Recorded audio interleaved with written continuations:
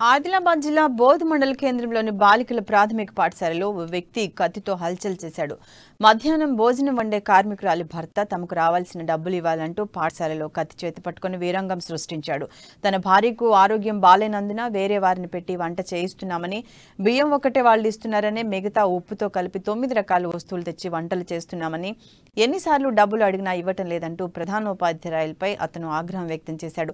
ఇంతలో పాఠశాల సిబ్బంది పోలీసులకు సమాచారం ఇవ్వటంతో అక్కడికి చేరుకున్న పోలీసులు అతన్ని స్టేషన్కు తరలించారు. దీనిపై పాఠశాల ప్రధానోపాధ్యాయురాలను వివరణ కోరగా సదరు వ్యక్తి వాళ్ల కుటుంబ సభ్యులతో మాట్లాడానని, ఎల్లుండి మొత్తం సెట్ చేస్తామన్నారు.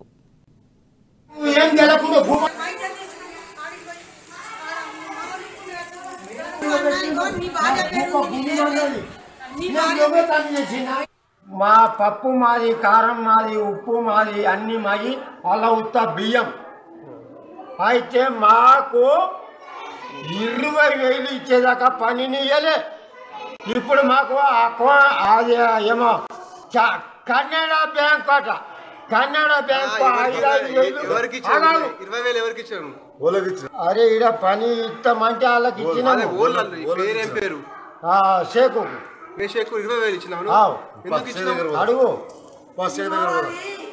మళ్ళా కన్నడ బ్యాంకు 5,000 మేడం సేపుకి ఇప్పించింది. సునీల్ పాస్టర్ చేతితోటే ఎంచి ఇచ్చిండు. సునీల్ పాస్టర్ కూడా ఉన్నాడు. డబ్బులు అంతే 20,000 తీసుకొని పరిచిండు.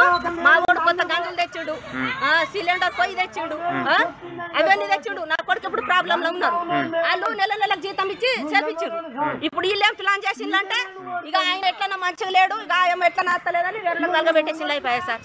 ఇట్లా ఈ కష్టంలో ఇట్లాంటి పనులు చేస్తే ఆయనకు బాధ అనిపించి పోరిండి ఇవాళ ఆయనది కూడా.